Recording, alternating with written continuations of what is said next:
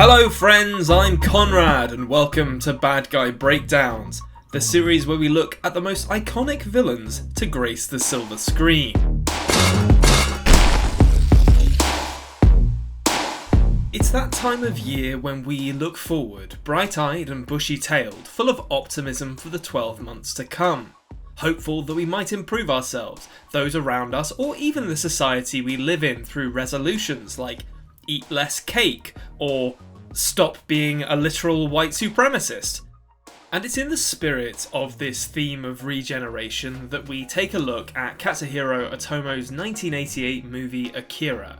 Its optimistic message for a utopian future serving as a waystone for our own attempts at self-improvement. Just kidding, it's a dystopian nightmare full of self-serving monsters and good people dying for absolutely no reason. Who could possibly imagine why this might be a fitting metaphor in 2022?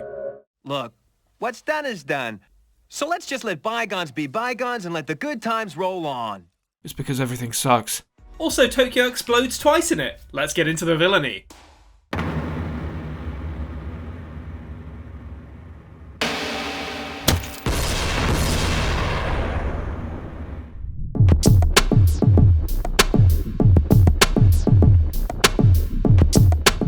Akira begins, as all movies should, with Tokyo being destroyed in 1988, something I'm fairly certain actually happened.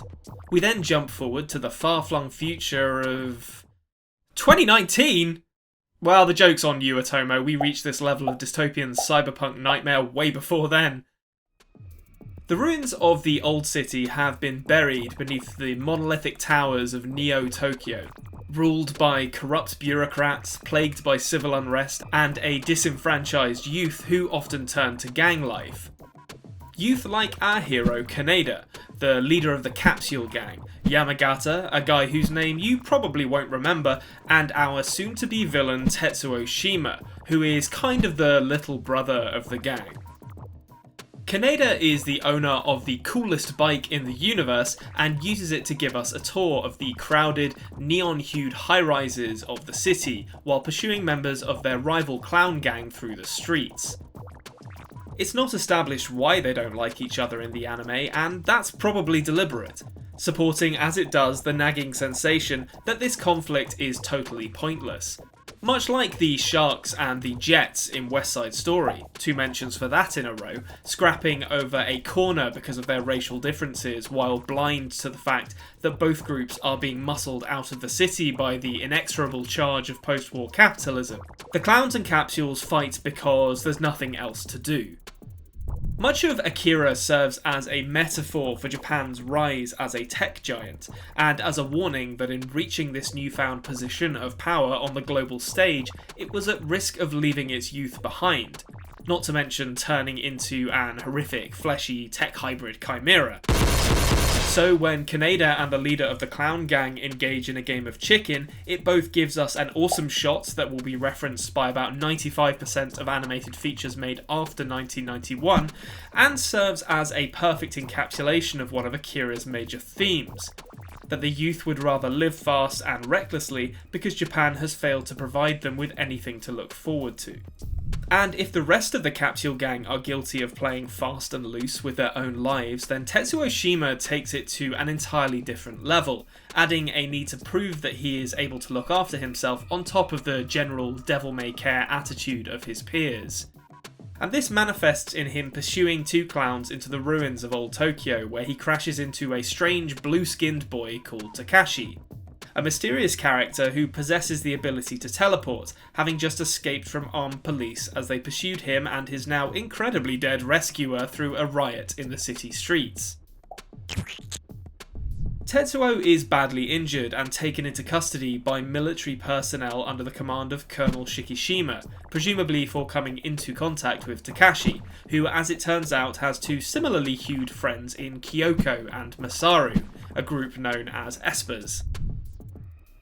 The rest of the Capsule Gang are taken in by the police for questioning related to Takashi's attempted escape, but before long they are released along with actual revolutionary Kei, who Kaneda claims is part of their group because he has the hots for her, and sent back to school where they are disciplined by a teacher in a tracksuit.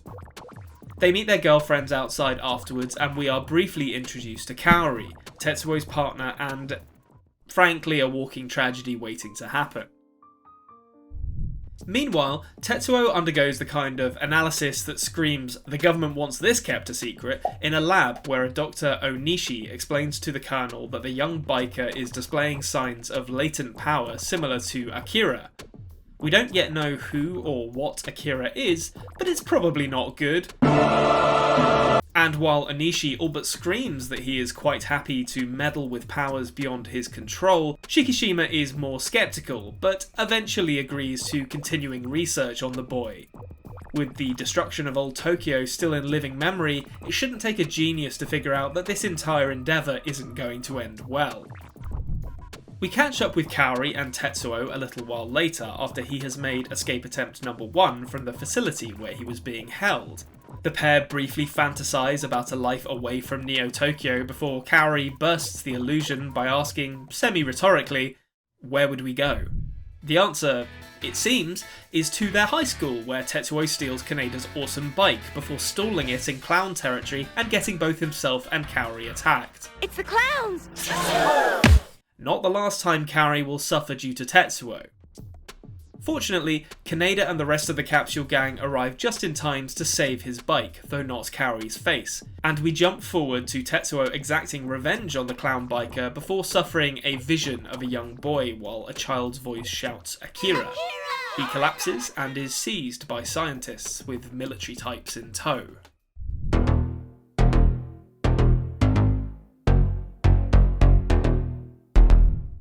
It's not clear how long has passed when we catch back up with the capsule gang, though it's probably not that much given their arrests are still a fresh memory. Although, with that said, I still remember being stopped and searched by police 15 years ago, so who knows, maybe they're all in their 30s now. It's hard to tell with animation.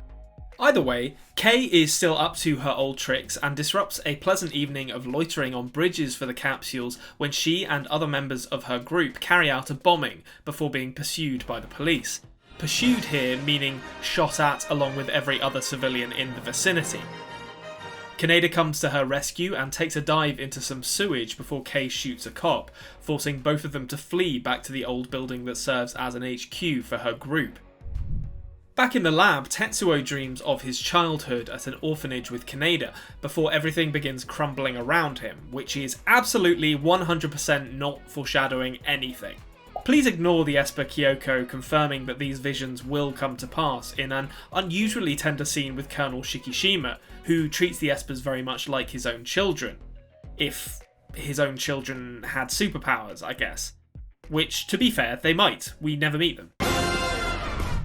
There's only one way to confirm if Tetsuo is indeed a vessel for the kind of power that could destroy a city, and that's by going to check out the remains of the last kid who managed it. And wouldn't you know it, it's the frozen remains of Akira preserved beneath an Olympic stadium. Kaneda is not boyfriend material at the best of times, particularly when the dad figure he's trying to impress is the hyper-skeptical head of the resistance movement Ryu. However, by eavesdropping on the group's plans to re-infiltrate the lab and kidnap/liberate Tetsuo, he buys himself more time to impress the folks and, by extension, Kay. As it turns out, there's a mole inside the Supreme Executive Council, the bureaucrats who run Neo-Tokyo, who also serves as the actual leader of the resistance, Mr. Nezu. Unfortunately, the man's an idiot, and significantly more corrupt than your average double agent. His plan seems to be release Akira and let the religious cult who believe that this psychic weapon of mass destruction represents a rapturous event usher in a new era of human civilization via violent revolution. The only problem being that he clearly is only interested in restructuring the ruling class to put himself at the top of it.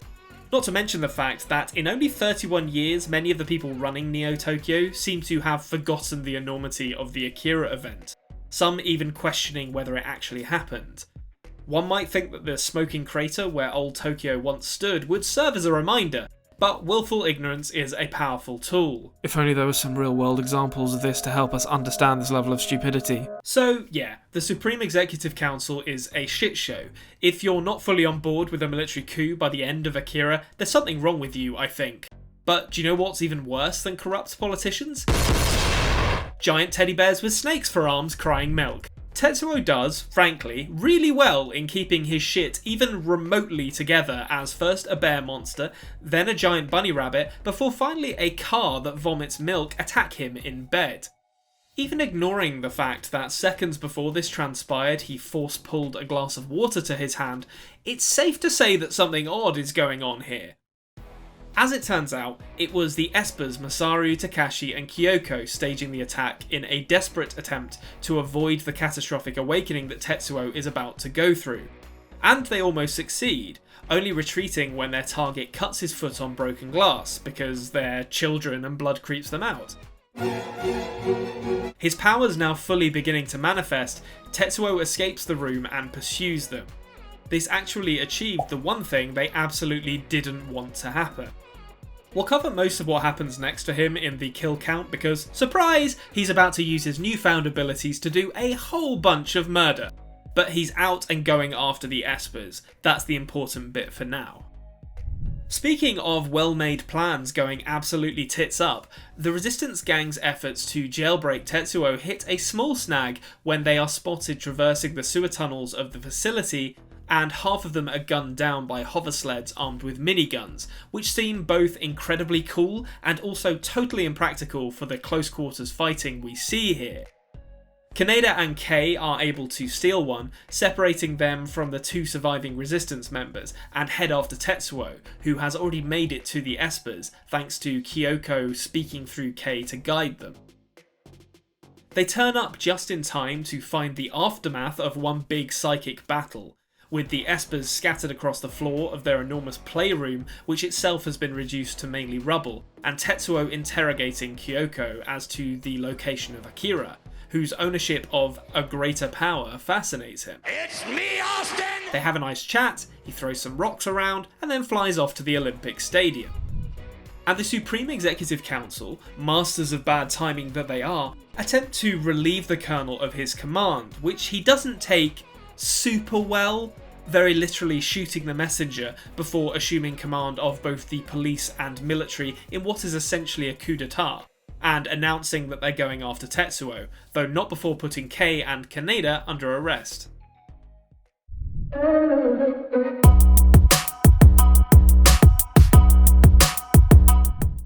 I think we can all agree that the police in Neo Tokyo kind of suck.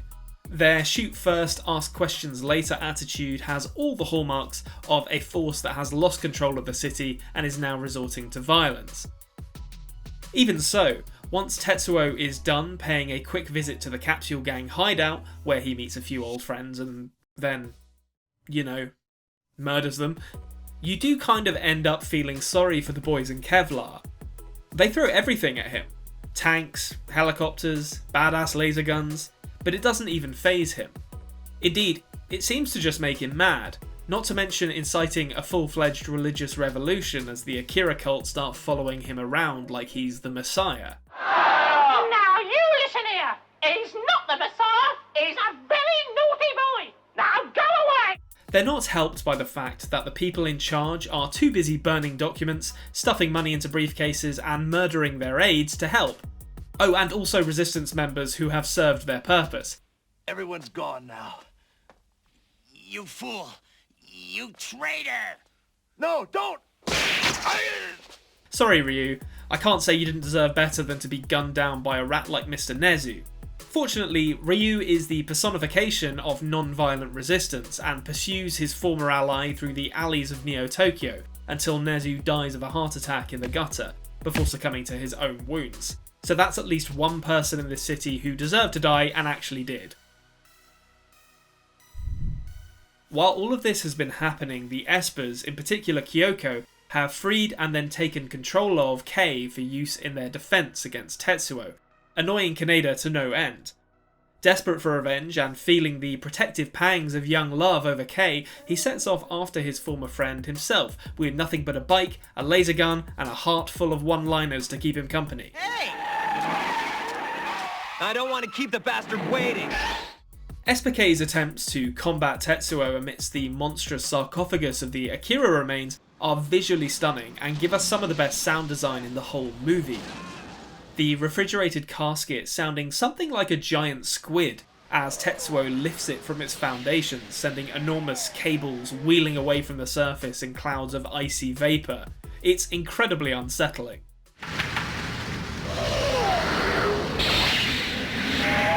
Though perhaps not quite as unsettling as Tetsuo discovering all that remains of Akira is what appear to be some kind of preserved biomechanical nervous system, a set of canopic jars which ask as many questions as they answer.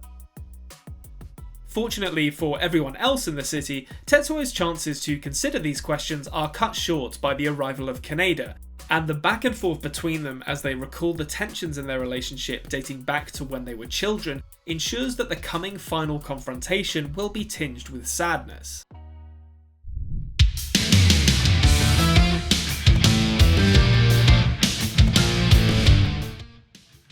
Let's just get this out of the way right now. This final confrontation fucking goes, okay? It's like a half hour of things exploding.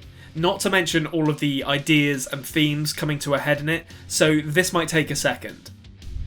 Friendly catch-up out of the way, Tetsuo shouts as he starts powering up and Kaneda hits him with the old-fashioned upside-down surprise shot before getting blasted into the air. After some manoeuvring for position and near misses, he's able to get the drop on his old buddy and shoot him in the chest, only to realise too late that his gun is out of battery and has barely scratched Tetsuo.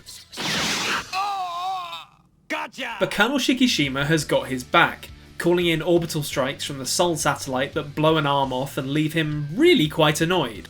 A quick side note here, I love that Tetsuo is withstanding laser blasts and orbital bombardment, but Kaneda is so determined to get some payback that once his gun is out of ammo, he's resorting to just dropping a big rock on his former friend's head. And it might have worked, who can say? What we know for sure is that his proximity to Tetsuo keeps him alive through another soul strike, before it's turned into pretty stardust, firing wildly as Tetsuo rips it apart in space. One mechanical replacement arm summoned from the wreckage of the Akira sarcophagus later, and he's as good as new, and ready to fully ascend to godhood, or whatever cruel imitation of godhood his power now represents.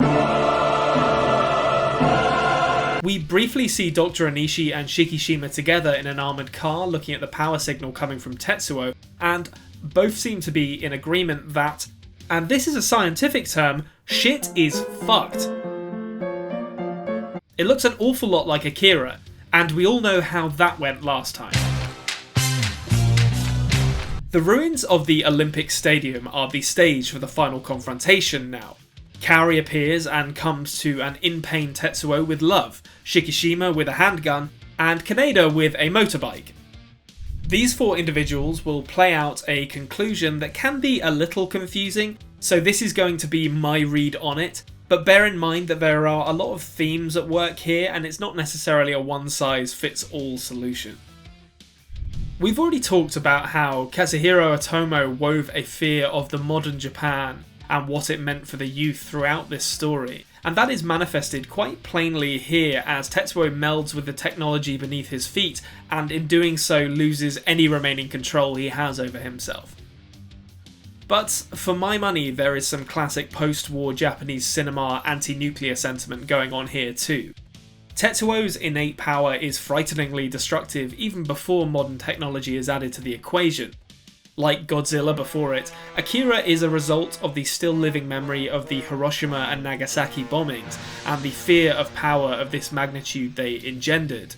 Here then, the rush towards modernity, realised in Tetsuo replacing his severed arm with one made of wires and metal, combines with his formidable power to spiral out of control.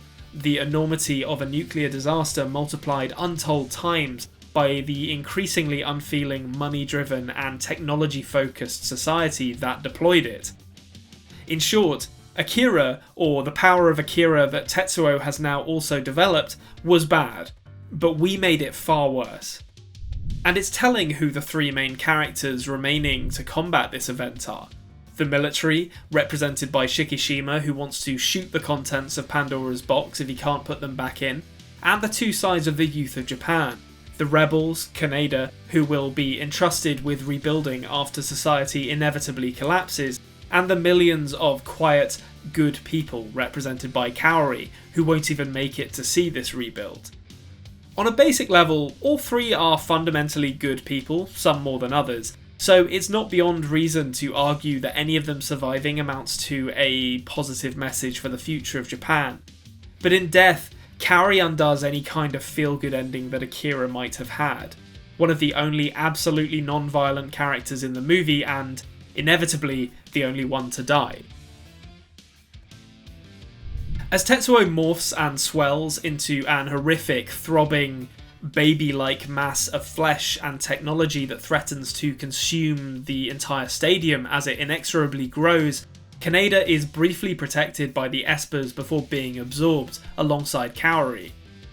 And Tetsuo wails in anguish as his girlfriend is crushed inside of him and begs Kaneda to escape, which he duly does with the aid of his laser cannon.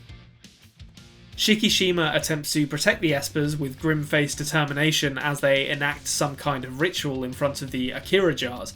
And just as all hope seems lost, with both Kaneda and the Colonel seemingly powerless to stop the advance of the meat tide, the jars shatter and a bright white light, in the middle of which stands the young boy Akira, consumes Tetsuo and the stadium, converting him back to his human form.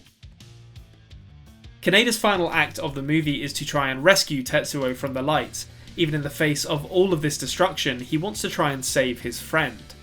He is also consumed, and the Espers make the difficult choice to go in and save him from whatever is happening within the light, acknowledging that they will not be able to escape when they do. Shima is transported under a bridge in Old Tokyo where he will be safe, and Kaneda likewise appears alongside Kei and Keisuke beyond the blast radius. And as Tetsuo appears to unmake himself, it is confirmed that Akira, a young child who underwent similar study to Tetsuo and the Espers, has been recalled back from wherever he went 31 years ago to take Tetsuo with him. The five individuals leaving us with the enigmatic lines, "We called him back to ask him to take Tetsuo. It was too difficult for Tetsuo. Of course, too difficult for us, and for Akira. We just didn't have the power, but someday we will be, because it has already begun." Now, I'll be honest here, I think this dialogue doesn't actually make very much sense, and by all accounts it's been jumbled around a bit in the English translation from the manga adaptation, but be that as it may, it certainly is thought-provoking. There must be some explanation. The idea of something beginning that will eventually give all of Akira, Tetsuo, the Espers, perhaps even Kei, who seems to have some psychic talent, the ability to control the power they wield, serving as a kind of yawning existential void at the conclusion of Akira. What is beginning exactly? And where? As Neo Tokyo is utterly destroyed, and images of countless galaxies race past our eyes, it confirms only one thing: that the scale of this power is far greater than we could ever imagine. And with an assurance in his voice unlike anything we have heard from the character before, perhaps speaking to an ascension of some kind, the words "I am Tetsuo" ring out authoritatively over the credits. I am Tetsuo. In the wreckage of the old world stand only 4 survivors: Shima, Kaneda, Kei, and Keisuke, meaning that Tetsuo probably killed most of the population of Neo Tokyo with his rampage. Let's get into the kill count and see if I can put a number to it.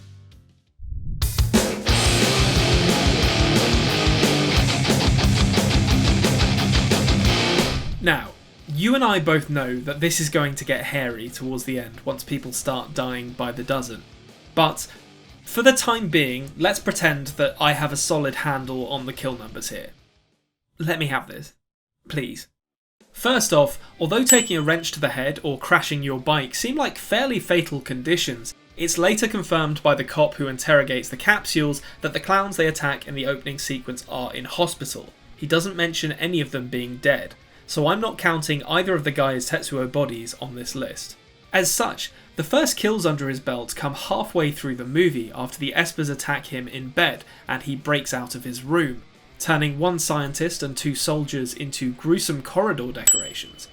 And he continues his onslaught through the facility, first decimating a further 11 soldiers with his powers as they attempt to stall him with gas grenades. Although in a following shot it's shown that a few of them survived his initial blast, they, plus a further 5 soldiers with riot shields, are most definitely dead by the time he leaves them behind. In pieces. Once he arrives at the Esper's playroom, Tetsuo actually mellows out a little. He blows up some stuff, sure, but he isn't quite as determined to kill everyone in front of him.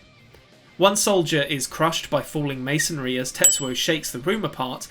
We'll count it, even though it wasn't really his intention. And then once Kaneda arrives to have a quick chat, a further 8 soldiers rush the room to try and restrain him and are summarily dispatched with an energy blast that sends them flying. So, yeah. Okay, he is back to being really murderous by the end of this scene, actually. After making his escape from the lab, he visits Harakiya's bar where the Capsule Gang used to hang out, where he buys some drugs and then kills him with his powers. His body is found a short time later, having been sent smashing through the bar by Kaisuke and Yamagata, who threatens Tetsuo. We don't see what happens here, but it doesn't require a rocket scientist to figure out that Yamagata was playing with fire, and a short while later it's confirmed by a tearful Kaisuke that he was killed by Tetsuo. Now fully in actually fuck these cops and soldiers mode, we catch up with Tetsuo on 7th Avenue, where he destroys an attack helicopter in front of a military barricade. I don't know how many people were aboard, so I'm just going to use Gimli's rules from Lord of the Rings and just count it as 1. The soldiers in a nearby tank deserve some credit for questioning the order to fire on a teenager, although unfortunately for them all it does is give Tetsuo enough time to don a snazzy red cape before crushing them inside their vehicle. We only see 2 crew members. There may have been more, but those are the 2 I'm counting. Okay. Whew. Things are about to get dicey, bear with me. As Tetsuo advances across the bridge towards the Olympic Stadium, he just straight up destroys the bridge. We see a tank that leans forward as the ground beneath it gives way, killing 3 laser gun soldiers standing in front of it. Then we have this shot here, where I'm going to have to make a judgment call and say that everyone here presumably died. That's 36 people across the 3 segments that collapse, followed by 24 more in a series of close-ups that I'm counting separately since they're not in the same spots that the people in the wide shots were. I know this might just be a continuity thing, but I genuinely think that these are different people. This includes the insane Akira cult priest, who is hit by a flaming car as he clings to one of his devotees, while screaming for help. Then finally 2 more in a wide shot showing the bridge segments falling into the water. At the Olympic Stadium, Tetsuo forces his way past a small army of military personnel and vehicles on his way to the Akira facility, but we never actually see what happens to them, so we can't say how many of them died. We do, however, see the aftermath of a destroyed checkpoint through Kaneda in pursuit, including the bodies of 6 soldiers and a wrecked APC. One of them stumbles to the floor with a splatter of blood as he approaches, so I'm counting that as a death, and we have no way of knowing if the APC was manned, so no points for that. We also see some close-ups of bodies as he drives through the checkpoint, but I think these are the soldiers we've already counted. As Kei and Tetsuo battle aboard the levitating Akira tomb, energy blasts streak out and explode in the nearby area, including one which hits a section of highway. It's kind of hard to say who on this road would have been killed by the blast, but there's 11 people here who are literally right next to it, so I think we can reasonably count them as having been caught in it. After sending her plummeting to the Earth and losing an arm in its blasts, Tetsuo heads up to the Sol satellite and destroys it. It's being fired by people in the APC on the ground with Colonel Shikishima, so I think it's fair to assume it was unmanned. Although, imagine the hellish existence of the person whose job it could have been to keep things running up there. Real Thunderbird 5 situation. It would also be totally fair to assume that the wild death throes of the satellite as it blasts the ground half a dozen times probably killed some people too, but without a way to get an accurate number, we won't count it. And lastly, after replacing his arm with a mechanical substitute and subsequently turning into an ever-expanding flesh monster which threatens to engulf the world, we still have a few more kills to count. First, Kaori is absorbed and crushed as Tetsuo desperately begs for someone to help him. And last, Dr. Onishi, the understated man of science who kind of started this whole thing, is crushed in his vehicle as the blast of Akira and Tetsuo's cosmic rebirth obliterates it. I say last, but let's be real here, he destroyed an entire city. The kill count for this final devastating few shots alone is easily in the hundreds of thousands, but we don't see them go and no one gives us a population number to even make an educated guess, so we're just going to have to assume that they all somehow survived and lived happily ever after. Which really does kind of water down the ending when you think about it, actually. And that makes it a grand total of 117 kills that we can confirm for Tetsuo Shima. Easily the highest so far, and one that is going to take some beating. It just goes to show you what a villain can do when they really set their minds to something, like engulfing all of human existence in a monstrous wave of flesh and metal, for instance. So, how does Tetsuo Shima stack up in the pantheon of villains? Pretty damn well, I would say. He represents the potential in all of us to utterly mishandle unlimited power if given to us, like a toddler with a shotgun. Was he truly evil? Probably no more so than your average person, but that's what makes him such a frightening cautionary tale. Although it's to Katsuhiro Otomo's credit that he exists in Akira as more than just a wandering lesson to others. He has his own dreams and relationships, all of which fall apart with his loss of control, making it even sadder. Akira is, at its conclusion, a very personal tragedy, though one which still manages to find a glimmer of optimism, and that's no easy task. Thank you so much for joining us here on Bad Guy Breakdowns. If you could leave a like, that'd be much appreciated, as it really does help, and be sure to join us next time where we'll be looking at the violently ambitious Takatoki Washizu in Akira Kurosawa's adaptation of Macbeth, Throne of Blood. Until then, I've been Konrad, and I'll see you next time.